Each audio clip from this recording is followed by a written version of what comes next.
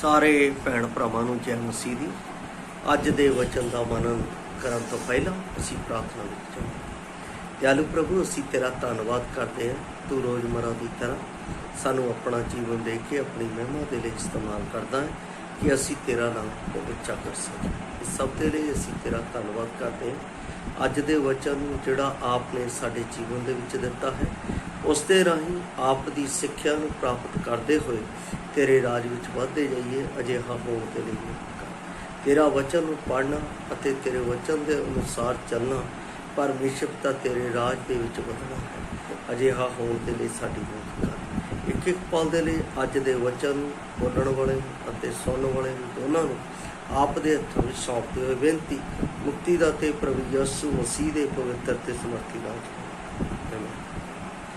ਪਿਆਰੇ ਅਜ਼ੀਜ਼, ਅੱਜ ਦੇ ਵਚਨ ਦਾ ਜੋ ਮੈਂ ਭਾਗ ਲਿਆ ਹੈ ਉਹ ਹੈ ਲੂਕਾ ਦੀ ਅੰਜੀਲ 14:27 ਔਰ ਇਸ ਦੇ ਨਾਲ ਮਰਕੁਸ ਦੀ ਪੁਸਤਕ 8:34। ਮੈਂ ਮਰਕੁਸ ਦੀ ਅੰਜੀਲ 8:34 ਪੜ੍ਹਨ ਜਾ ਰਿਹਾ। ਲਿਖਿਆ, ਤਦ ਉਹਨੇ ਭੀੜ ਨੂੰ ਆਪਣੇ ਚੇਲਿਆਂ ਸਣੇ ਕੋਲ ਸੱਦ ਕੇ ਉਹਨਾਂ ਨੂੰ ਆਖਿਆ, ਜੇ ਤੁਸੀਂ ਮੇਰੇ ਪਿੱਛੇ ਆਉਣਾ ਚਾਹੁੰਦੇ ਹੋ ਤਾਂ ਉਹ ਆਪਣੇ ਆਪ ਦਾ ਇਨਕਾਰ ਕਰੇ ਅਤੇ ਆਪਣੀ ਸਲੀਬ ਚੁੱਕ ਕੇ ਮੇਰੇ ਪਿੱਛੇ ਚੱਲੇ। ਪਿਆਰੇ ਅਜ਼ੀਜ਼, ਇਸ ਜੋ ਅੱਜ ਦਾ ਵਚਨ ਹੈ, ਇਸ ਦਾ ਜੋ ਵਿਸ਼ਾ ਹੈ ਉਹ ਹੈ ਇੱਕ ਸੱਚੇ ਚੇਲੇ ਦਾ ਪ੍ਰਭੂ ਦੇ ਪਿੱਛੇ ਚੱਲਣ ਦਾ ਮੁੱਲ ਚੁਕਾਉਣਾ ਕੀ ਹੈ। ਇੱਕ ਸੱਚੇ ਚੇਲੇ ਦਾ ਪ੍ਰਭੂ ਦੇ ਪਿੱਛੇ ਚੱਲਣ ਦਾ ਮੁੱਲ ਚੁਕਾਉਣਾ ਕੀ ਹੈ। ਇਹ ਗੱਲ ਅਸੀਂ ਇੱਥੇ ਜਦੋਂ ਪੜ੍ਹਦੇ ਹਾਂ ਤਾਂ ਇਸ ਜਗ੍ਹਾ ਦੇ ਉੱਤੇ ਆਪਣੇ ਆਪ ਦਾ ਇਨਕਾਰ ਕਰੋ ਅਤੇ ਸਲੀਬ ਚੁੱਕੋ। ਆਪਣੇ ਆਪ ਦਾ ਇਨਕਾਰ ਕਰਨ ਦਾ ਅਰਥ ਮਸੀਹ ਅਤੇ ਉਸ ਦੇ ਮਕਸਦਾਂ ਦੇ ਪਿੱਛੇ ਚੱਲਣਾ। ਸਾਡੀਆਂ ਆਪਣੀਆਂ ਸਵਾਰਥੀ ਇੱਛਾਵਾਂ ਨੂੰ ਕਿਸੇ ਵੀ ਕੀਮਤ ਤੇ ਇੱਕ ਪਾਸੇ ਰੱਖਣਾ ਹੈ। ਆਪਣੀਆਂ ਇੱਛਾਵਾਂ ਨੂੰ ਇੱਕ ਪਾਸੇ ਰੱਖਣਾ ਭਾਵ ਆਪਣੇ ਆਪ ਦਾ ਇਨਕਾਰ ਕਰਨਾ ਹੈ। ਮੈਂ ਇੱਥੇ ਇੱਕ ਪੁਰਾਣੇ ਨਿਯਮ ਦਾ ਐਗਜ਼ਾਮਪਲ ਲੈਣ ਜਾ ਰਿਹਾ। ਉਹ ਹੈ ਅਬਰਾਹਮ। ਅਬਰਾਹਮ ਨੇ ਪਰਮੇਸ਼ਵਰ ਦੇ ਇੱਕ ਸੱਚੇ ਚੇਲੇ ਹੋਣ ਦਾ ਮੁੱਲ ਇਸ ਜਗ੍ਹਾ ਦੇ ਉੱਤੇ ਚੁਕਾਇਆ ਹੈ। ਸੱਚੇ ਚੇਲੇ ਹੋਣ। ਅਸੀਂ ਉਹ ਕੰਮ ਕਈ ਵਾਰ ਕਹਿੰਦੇ ਤਾਂ ਹਾਂ ਪਰ ਕਰਦੇ ਨਹੀਂ। ਪਹਿਲੀ ਗੱਲ, ਅਸੀਂ ਇੱਥੇ ਅਬਰਾਹਮ ਦੇ ਜੀਵਨ ਦੇ ਵਿੱਚ ਇੱਕ ਚੀਜ਼ ਦੇਖ ਰਹੇ ਹਾਂ। ਅਬਰਾਹਮ ਨੇ ਪਰਮੇਸ਼ਰ ਦੀ ਇਹ ਆਗਿਆ ਜੋ ਉਸ ਨੂੰ ਦਿੱਤੀ ਸੀ ਕਿ ਆਪਣਾ ਦੇਸ਼ ਛੱਡ ਕੇ ਨਵੇਂ ਦੇਸ਼ ਵਿੱਚ ਜਾ, ਪ੍ਰਭੂ ਦਾ ਉਦੇਸ਼ ਸੀ ਅਤੇ ਅਬਰਾਹਮ ਨੇ ਜਿਸ ਤਰ੍ਹਾਂ ਕਿਹਾ ਉਸੇ ਤਰ੍ਹਾਂ ਕੀਤਾ। ਲੂਤ ਨੂੰ ਅਬਰਾਹਮ ਦੇ ਨਾਲ ਜਾਣ ਦੇ ਲਈ ਪਰਮੇਸ਼ਵਰ ਨੇ ਨਹੀਂ ਕਿਹਾ ਸੀ।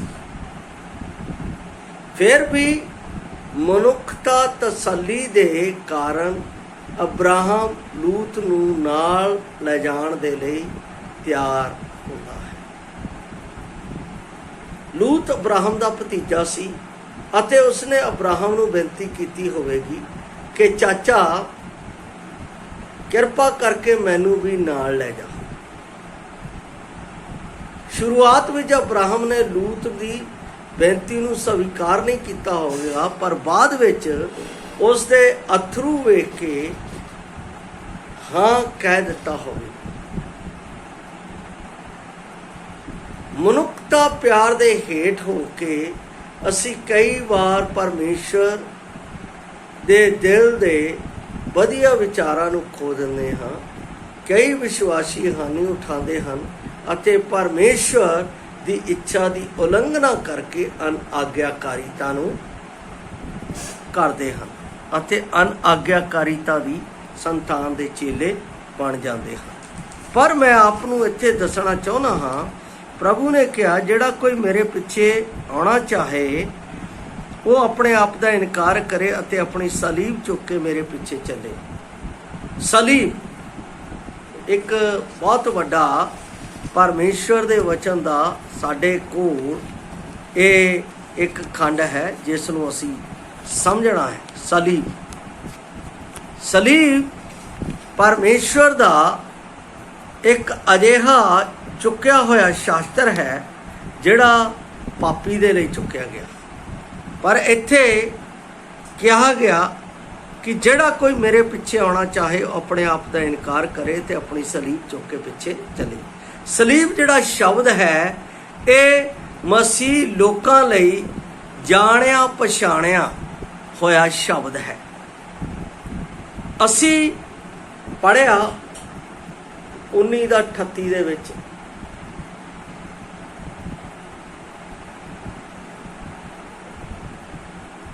मरकुस का अंजील असी उसका 34 विच भी पढ़िया अते उत्थे यसू की सलीब का जिक्र किया गया।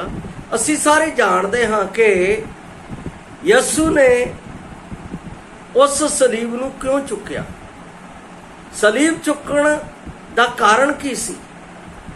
परमेश्वर की आग्ञा के अनुसार साडी लोड़ अनुसार वो साडे पापां दा बोझ अपने उत्ते लैके सिर्फ सलीब नूं ही नहीं सह लिया बल्कि अपना प्राण भी साडे लई दे दिता।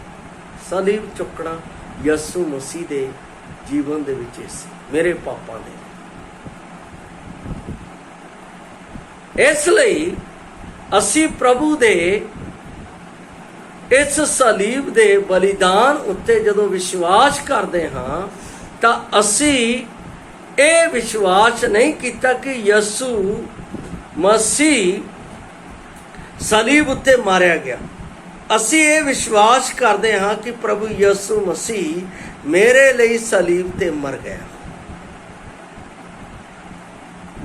मेरे पापा दा सारा कर्ज उसने उसका मुल सारा सलीब के उत्ते चुका दिता। परमेश्वर का धन्यवाद है कि वो तीसरे दिन जी उठिया, हुण वो मेरा प्रभु है। उस सलीब के उत्ते नीचा करन दे नाल मैं बचाया गया। पर इत्थे मैं एक होर अपना गल देखदा हाँ कि यूसुफ एक परमेश्वर का सच्चा चेला सी। मैं तुहानू एक सवाल पूछना चाहुंदा हाँ कि तुसी दास बनना चाहते हो? कि तुसी दास बनना चाहते हो? जे तुसी दास बनना चाहते हो या तुसी प्रधानमंत्री बनना चाहते हो?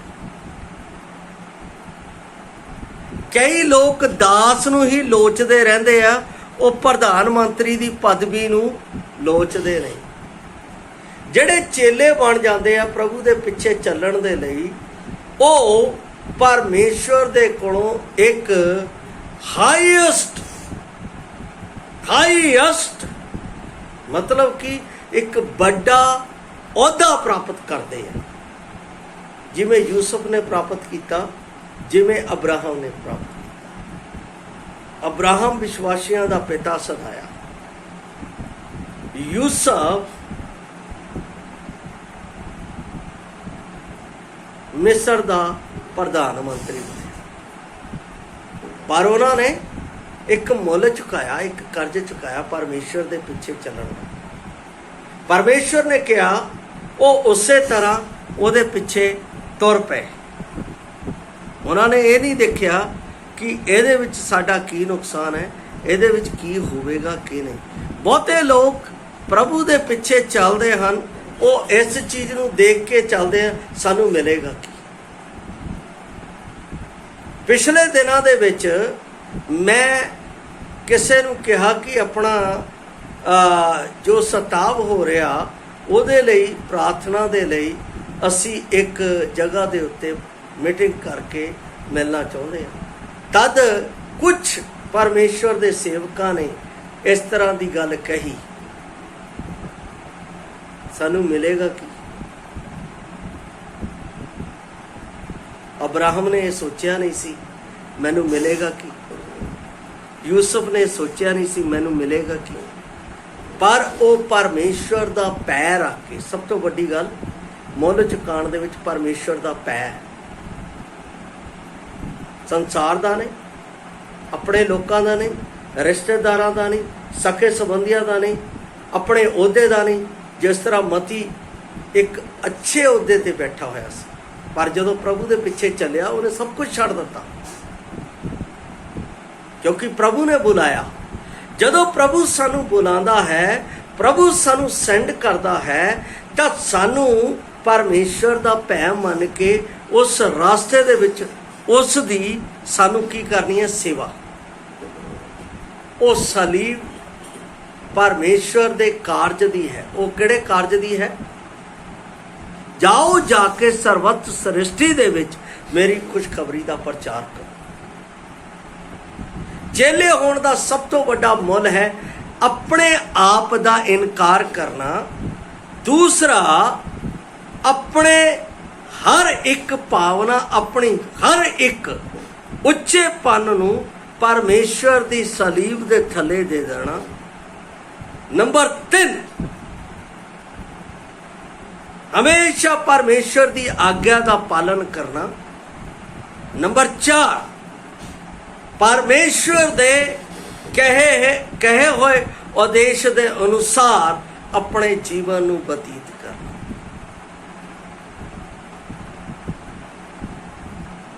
अब्राहम नूं जदों परमेश्वर ने बुलाया, अब्राहम किसी पक्के कोठे दे उत्ते नहीं सी, तंबूआं दे विच रहा। लूत ने जिस नूं सद्दिया नहीं गया सी, उसने पक्के मकान लभे, पर उत्ते पाप ही पाप सी अते वो नगरी तबाह हो गई। यूसुफ परमेश्वर दे भै दे विच गुलामी दे विच रह के वो अपना काम करदा रहा, परमेश्वर दे नाम नूं अपने जीवन दे विच उहदा भै मन के उच्चा करदा रहा। और परमेश्वर ने उस दी इस सेवा नूं, इस त्याग नूं वेख के उस नूं मिस्र दा प्रधानमंत्री बना दिता। यारो, अपने आप का इनकार करना, भाव अपनी खुदी का इनकार करना। दूसरा, परमेश्वर की आवाज़ सुन के उहदे पिछे चलना। तीसरा, परमेश्वर के कहे अनुसार जीवन बतीत करना। चौथा, आज्ञाकारी बने रहना मरण तक, जिमें मेरा प्रभु बनया रहा। तद सानू परमेश्वर तो रिवार्ड मिलेगा जिसकी गल पौलुस रसूल ने फिलिप्पियां दी पुस्तक उसका 2 अध्याय उसकी 10 ਅਤੇ 11 आयत दे विच कीता है। मैं आप दे लई पढ़ रहा हाँ फिलिप्पियां दी पुस्तक 2 अध्याय उसकी 10 ਅਤੇ 11 आयत। इत्थे लिखा है, भाई यसू का नाम लैके आकाश उतलियां ते धरती उतलियां हेठलियां गोडा निभाया जाएगा अते हर एक जवान परमेश्वर पिता की वडियाई दे लई मान लेवेगा कि यसू ही प्रभु है। लेकिन 9 दे विच क्या है?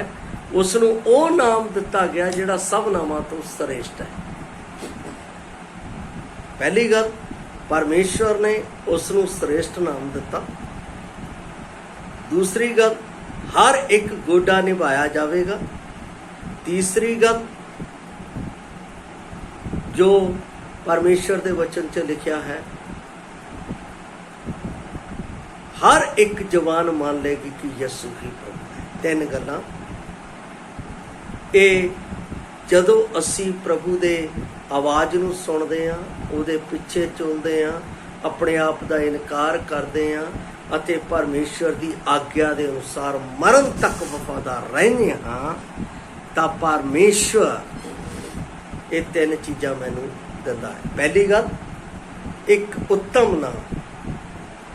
ਦੂਸਰੀ ਗੱਲ, ਰਿਸਪੈਕਟ, मतलब कि हर एक गोडा झुकाया जाए। नंबर 3, परमेश्वर कहता है हर एक जवान ये मन लेवेगी कि यसू असी प्रभु दे चेले। ਇਹਦਾ इनाम जब तक असी अंत तक वफादार नहीं रहते सानू नहीं मिलेगा। इसे करके इत्थे लिखा है, जिहड़ा कोई मेरे पिछे चलेगा सलीब चुके वो मेरा चेला है, वो मेरा चेला। जदों असी मती रचित सुसमाचार उस दा 16 अध्याय पढ़ते हैं, 16 अध्याय दे उत्ते मैं गौर करांगा। 16 अध्याय इस जगह के उत्ते प्रभु यसु मसीह कहता है अपने आप का इनकार करे मेरे पीछे चले, क्योंकि जिहड़ा अपनी जान बचाउणी चाहे उसनू गवा देवेगा, पर जिहड़ा मेरे लिए अपनी जान गवावे वो उसनू लभ लवेगा। एक सच्चा चेला प्रभु दे लई जीना चाहता है, जिहड़ा प्रभु दे लई जींदा है, जिहड़ा प्रभु दे लई दुख चलदा है, जिहड़ा प्रभु दी खुशखबरी दे लई अपने आप नू हमेशा तैयार रखदा है, वो परमेश्वर पुत्र दा सच्चा चेला है,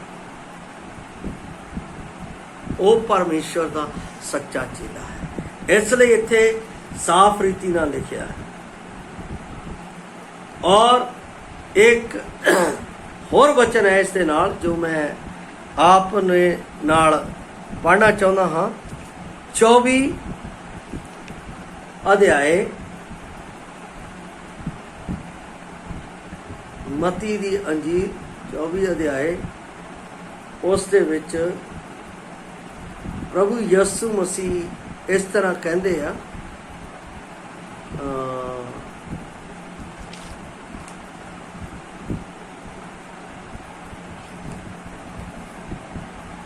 उत्थे इस तरह लिखा होया है कि जिहड़ा अपनी पत्नी नालों, अपने धी नालों, अपने पुत नालों, अपने रिश्तेदारां नालों मैनू प्यार करता है वो मेरे योग है, जिहड़ा मैनू प्यार नहीं करता वो मेरे योग है। इहदा मतलब जदों अब्राहम परमेश्वर की आवाज़ नूं सुन के चलिया तो उन्हें किसी नाल प्यार नहीं किया, उन्हें परमेश्वर नूं प्यार।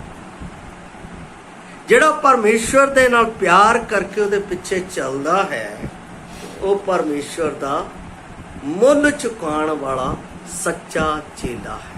मुल चुकाण, और जिहड़ा मुल चुकाउंदा है वही प्रतिफल प्राप्त करता है, बाइबल ये दसदी। इसलिए प्यारो असी जे परमेश्वर पुत्र दे चेले बनना चाहते हाँ, चेले बन के इनाम प्राप्त करना चाहते हाँ, तो आओ असी अपने जीवन का एक सच्चा मुल, सच्चा त्याग परमेश्वर के अगे चुका के उस प्रतिफल को प्राप्त करिए जो प्रभु यसु मसीह ने प्राप्त किया, जो पौलुस ने प्राप्त किया, जो अब्राहम ने प्राप्त किया, जो यूसुफ ने प्राप्त किया, वो असी भी प्राप्त करें, ताकि प्रभु का नाम साडे जीवन दे विच उच्चा। प्रभु आप इस वचन दे नाल आशीष दे। जय मसीह।